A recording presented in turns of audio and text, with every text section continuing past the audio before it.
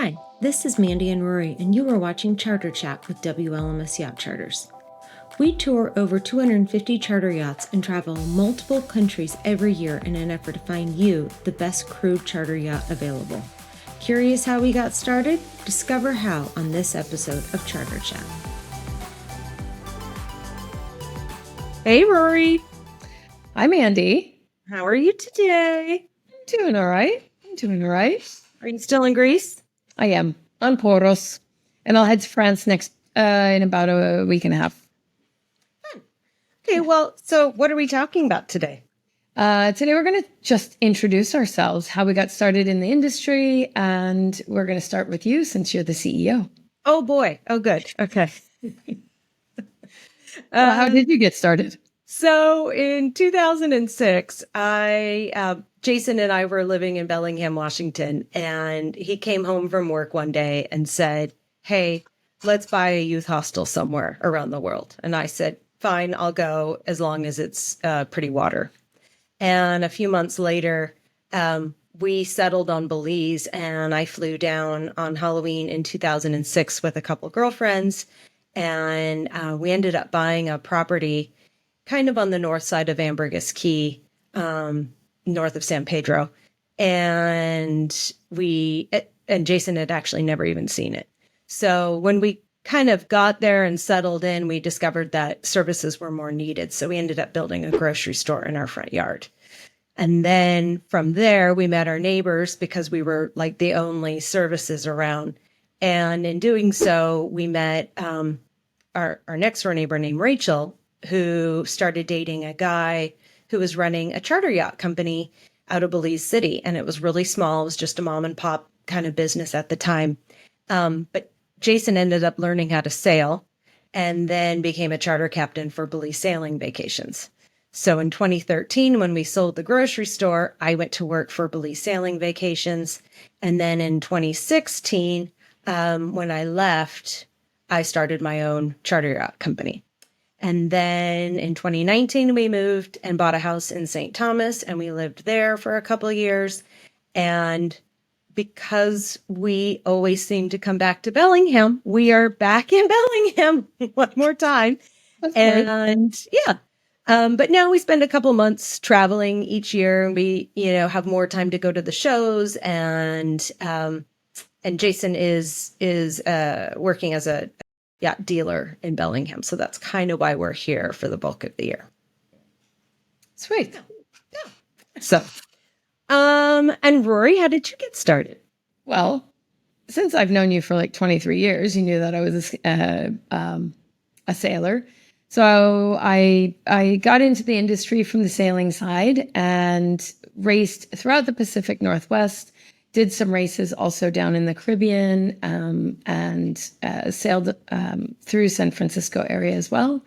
And also had my first open ocean crossing when, once you told me to come down in 2011 and visit you in Belize, I was pretty much sold. So it was the next year that when I had moved down to live in Belize with you guys and also working for Belize Sailing Vacations, so which was great. And I worked as a captain for them and really got to experience the gorgeous side of Belize and into Guatemala as a captain.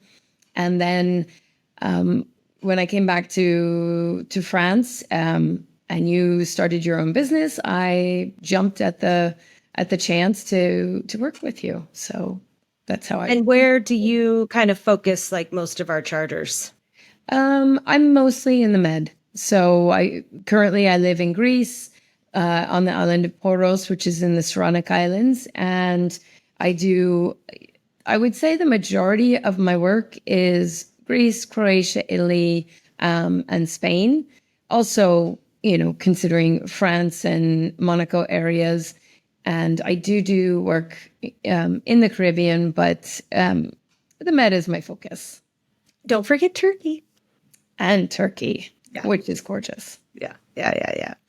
Cool. Well, so, what is your longest sailing that you've done? The open ocean crossing. So in 2009, I was asked. In 2008, I was asked to sail across the Pacific for 2009 by a couple that they were out of Seattle. They had a yacht that I had been doing just some of the city races on, and every time I jumped on the boat, I was the one sailing the boat with a friend of mine, and they were, entertaining their friends. So when they decided to sail around the world, they asked if I would join, and I didn't hesitate. I just kind of jumped at the opportunity, and I told them that I would definitely do the Mexico to the South Pacific as long as I could stay on the yacht through the islands. I didn't want to miss that part of the adventure. So I flew down to Mazatlan. We did all the provisionings over 4 days, and the crossing took us 22 days across the Sea of Cortez, and then we were out open ocean into the Pacific to Hivaoa in the Marquesas Islands in the South Pacific. And as it turns out, I ran into a guy sailing. He's from Bellingham as well, and he needed crew. So I just said, all right, yeah, I'll jump on. And I sailed with him through the islands, the Marquesas, the Tuamotu atolls, for a couple, just about, I would say 2 months. Nice. Oh, yeah. Yeah. Would you is there another crossing you would like to do? I would love to do the Atlantic. Yeah. Okay. And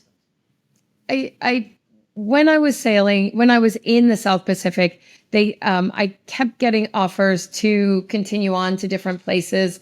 But at the time I was kind of ready to be off the boat for a little while and come back to land. But now I would love to do more areas of the world, just not all at the same time. Yeah. Just a bit here and there. So I'd love to do the Atlantic crossing, maybe the Indian Ocean area, and just some different spots. And I would definitely do the Pacific again and go back into the South Pacific. It's gorgeous. It's really absolutely gorgeous. Yeah. So. Did you ever get kind of scared because you hadn't seen land for so long? I wasn't scared over not seeing land. I mean, we did have some big wave storms, but I wouldn't say I was scared from that. I had a pretty amazing cruise. So the couple that owned the boat, they really took safety seriously, which was great. And then we had a fourth guy who had done all three of them had done many crossings. I was actually the newbie on that. And so it was great to be with people that knew what they were doing. They really needed a fourth in order for us to have a good team with not too much time at the helm, and everybody could have some sleep. So 4 was pretty perfect. And they, with being safety conscious, I wasn't scared. We always had, if I was on at the helm during a storm, I could always call somebody up, if I needed a sail change, and then we would work on it together. So it was good. And I know that you obviously you're passionate about sailing, but it doesn't mean that you don't book motor yachts and you're only sailing. I've actually recently, it's been a lot more motor yachts. But yeah, I do. I love sailing. I love adventures, but no, I book motor yachts. I think it really depends upon the area that somebody's wanting to charter, because you've got, if you head off to Turkey, you're best off to be on a gulet or a motor sailor. Other different regions kind of call for different types of yachts. Yeah.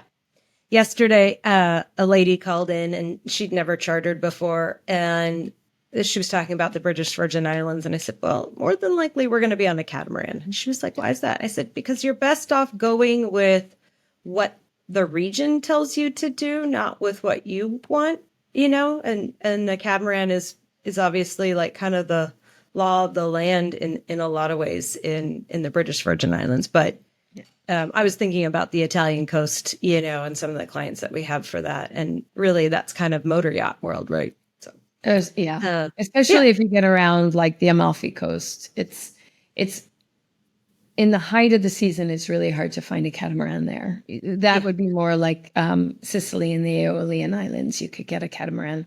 Yeah, for sure. Yeah. Okay. Anything else you'd like to add today?